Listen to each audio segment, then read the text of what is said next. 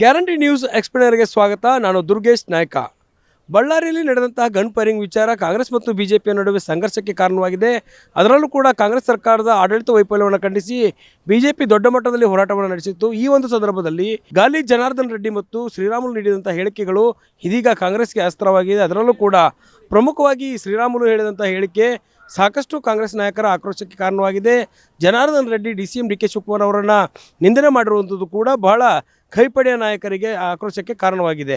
ಪ್ರಮುಖವಾಗಿ ರಾಜ್ಯ ಸರ್ಕಾರವನ್ನು ಟೀಕಿಸುವ ಬರದಲ್ಲಿ ಜನಾರ್ದನ್ ರೆಡ್ಡಿಯವರು DCM DK ಶಿವಕುಮಾರ್ ಅವರಿಗೆ ನೀಡಿರುವಂಥ ಹೇಳಿಕೆ ಕಾಂಗ್ರೆಸ್ ಪಾಳ್ಯದಲ್ಲಿ ಸಂಚಲನಕ್ಕೆ ಕಾರಣವಾಗಿದೆ. ಅದರಲ್ಲೂ ಕೂಡ ಭದ್ರತೆಯ ವಿಚಾರಕ್ಕೆ ಸಂಬಂಧಪಟ್ಟಂತೆ DCM DK ಶಿವಕುಮಾರ್ ಅವರು ಏನು ಕಿಸಿಯೋಕೆ ಇದ್ದೀರಿ ಅನ್ನುವಂಥ ಒಂದು ಮಾತನ್ನು ಹೇಳುವ ಮೂಲಕ ಅವಹೇಳನಕಾರಿ ಪದ ಬಳಕೆ ಮಾಡಿರುವುದನ್ನು ಕಾಂಗ್ರೆಸ್ ಇದೀಗ ಖಂಡನೆ ಮಾಡ್ತಾ ಇದೆ. ಇದೇ ವಿಚಾರಕ್ಕೆ ಸಂಬಂಧಪಟ್ಟಂತೆ ಈಗಾಗಲೇ ಬಳ್ಳಾರಿಯಲ್ಲಿ ಸುಮೋಟೋ ಕೇಸ್ ಕೂಡ ದಾಖಲಾಗಿರುವಂಥದ್ದು.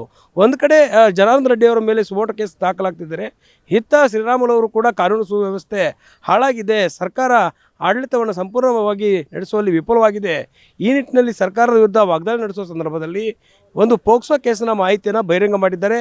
ಹೀಗಾಗಿ ಈ ವಿಚಾರಕ್ಕೆ ಸಂಬಂಧಪಟ್ಟ ಕೂಡ ಶ್ರೀರಾಮುಲು ಅವರ ಮೇಲೆ ಈಗಾಗಲೇ FIR ದಾಖಲಾಗಿರುವಂಥದ್ದು.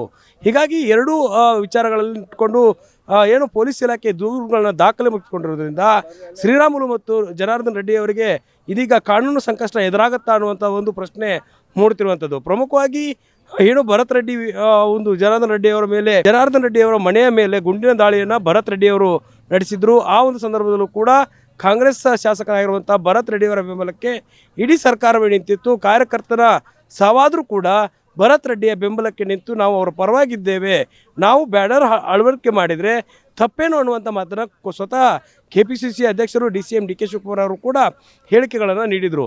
ಇದರ ಜೊತೆಗೆ ಈಗ ಈ ಒಂದು ಪ್ರಕರಣಕ್ಕೆ ಸಂಬಂಧಪಟ್ಟಂತೆ ಸರ್ಕಾರ ಅವರಿಗೆ ಬೆಂಬಲವನ್ನು ಕೊಡ್ತಾ ಇದೆ ಅಂತ ಆರೋಪಿಸಿ ಬಿಜೆಪಿ ದೊಡ್ಡ ಮಟ್ಟದಲ್ಲಿ ಹೋರಾಟವನ್ನು ಮಾಡ್ತಾ ಇದೆ. ಅದರ ಜೊತೆಗೆ ವಿಜೇಂದ್ರ, ಅಶೋಕ್, ಬೊಮ್ಮಾಯಿ ಸೇರಿದಂತೆ ಹಲವಾರು ನಾಯಕರು ಕೂಡ ಈ ಒಂದು ಹೋರಾಟದಲ್ಲಿ ಪಾಲ್ಗೊಂಡಿದ್ದರು. ಇಂಥ ಒಂದು ವೇದಿಕೆಯಲ್ಲಿ ಜನಾರ್ದನ್ ರೆಡ್ಡಿ ನೀಡಿರುವಂಥ ಆ ಒಂದು ಹೇಳಿಕೆ ಭದ್ರತೆ ವಿಚಾರಕ್ಕೆ ಸಂಬಂಧಪಟ್ಟಂತೆ DCM DK ಶಿವಕುಮಾರ್ ಅವರು ಕಿಸಿಯೋಕೆ ಇದ್ದಾರಾ ಅನ್ನುವಂಥ ಒಂದು ಅವಹೇಳನಕಾರಿ ಪದ ಬಳಕೆ ಮಾಡಿದರು. ಜೊತೆಗೆ ಶ್ರೀರಾಮುಲು ಕೂಡ ಒಂದು ಪೋಕ್ಸೋ ಕೇಸಿನ ಮಾಹಿತಿಯನ್ನು ಬಿಟ್ಟುಕೊಟ್ಟಿರುವುದರಿಂದ ಈ ಎರಡು ಪ್ರಕರಣಗಳನ್ನು ದಾಖಲು ಮಾಡಿಕೊಳ್ಳುವಂಥ ಪೊಲೀಸ್ ಇಲಾಖೆ ಇಬ್ಬರು ನಾಯಕರನ್ನು ಬಂಧನಕ್ಕೆ ಒಳಪಡಿಸುತ್ತಾ ಅನ್ನೋದು ಕೂಡ ಬಹಳ ಪ್ರಶ್ನೆ ಮೂಡುತ್ತಿರುವಂಥದ್ದು. ಹೀಗಾಗಿ ಈ ಒಂದು ಸಂದರ್ಭದಲ್ಲಿ ಕಾಂಗ್ರೆಸ್ ಸರ್ಕಾರದ ವಿರುದ್ಧ ತೊಡೆತಟ್ಟಿದಂಥ ಇಬ್ಬರು ನಾಯಕರು ಕೂಡ ಇದೀಗ ಏನು ಅವರಿಗೆ ಕಾಂಗ್ರೆಸ್ಗೆ ಒಂದು ದೊಡ್ಡ ಅಸ್ತ್ರವನ್ನೇ ನೀಡಿದ್ದಾರೆ. ಇದನ್ನು ಕಾಂಗ್ರೆಸ್ ಸರ್ಕಾರ ಯಾವ ರೀತಿ ಬಳಕೆ ಮಾಡಿಕೊಳ್ಳುತ್ತೆ, ಪೊಲೀಸ್ ಇಲಾಖೆ ಮೂಲಕ ಅವರ ಬಂಧನಕ್ಕೆ ಮುಂದಾಗುತ್ತಾ, ಇಂಥದ್ದೊಂದು ಚರ್ಚೆ ನಡೀತಾ ಇದೆ. ಇದರ ಜೊತೆಗೆ ಬಿಜೆಪಿಯ ನಾಯಕರೆಲ್ಲರೂ ಕೂಡ ಒಂದು ಪಾದಯಾತ್ರೆಗೆ ಹಿಂದೇಟನ್ನು ಹಾಕಿರುವಂಥದ್ದು. ಹೈಕಮಾಂಡ್ ನಾಯಕರ ಮನವೊಲಿಸುವಂಥ ಕೆಲಸವನ್ನು ಕೂಡ ಈಗಾಗಲೇ ಶ್ರೀರಾಮುಲು ಮತ್ತು ಜನಾರ್ದನ್ ರೆಡ್ಡಿ ಅವರು ಮಾಡೋದಕ್ಕೆ ಮುಂದಾಗ್ತಿದ್ದಾರೆ. ಹಾಗಾದರೆ ಜನವರಿ 21ಕ್ಕೆ ಬಳ್ಳಾರಿಯಿಂದ ಬೆಂಗಳೂರು ಪಾದಯಾತ್ರೆ ನಡೆಯುತ್ತಾ, ಹೈಕಮಾಂಡ್ ಇದಕ್ಕೆ ಅವಕಾಶವನ್ನು ಮಾಡಿಕೊಡುತ್ತಾ ಅನ್ನೋದು ಬಹಳ ಚರ್ಚೆ ಆಗ್ತಾ ಇದೆ. ಇದರ ಜೊತೆಗೆ ಇಬ್ಬರು ನಾಯಕರ ಮೇಲೆ ಇದೀಗ ದೂರು ದಾಖಲಾಗಿರೋದ್ರಿಂದ ಈ ಒಂದು ಪ್ರಕರಣವನ್ನು ರಾಜ್ಯ ಸರ್ಕಾರ ಯಾವ ರೀತಿ ತೆಗೆದುಕೊಂಡು ಹೋಗುತ್ತೆ ಅನ್ನೋದು ಕೂಡ ಬಹಳ ಮುಖ್ಯವಾಗ್ತಾ ಇದೆ.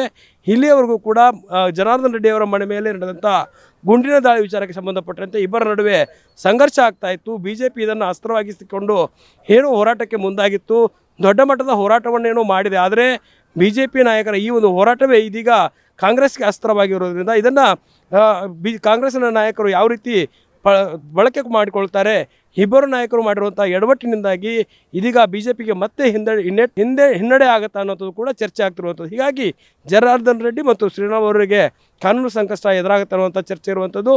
ಹೀಗಾಗಿ ಈ ಒಂದು ಪ್ರಕರಣಕ್ಕೆ ಸಂಬಂಧಪಟ್ಟಂತೆ ಸರ್ಕಾರ ಯಾವ ರೀತಿ ತೆಗೆದುಕೊಂಡು ಹೋಗುತ್ತೆ ಅನ್ನೋದನ್ನು ಕಾದು ನೋಡಬೇಕಾಗುತ್ತೆ. ಕ್ಯಾಮ್ರಾ ಪರ್ಸನ್ ಶಿವು ಜೊತೆ ದುರ್ಗೇಶ್ ನಾಯ್ಕ, ಗ್ಯಾರಂಟಿ ನ್ಯೂಸ್, ಬೆಂಗಳೂರು.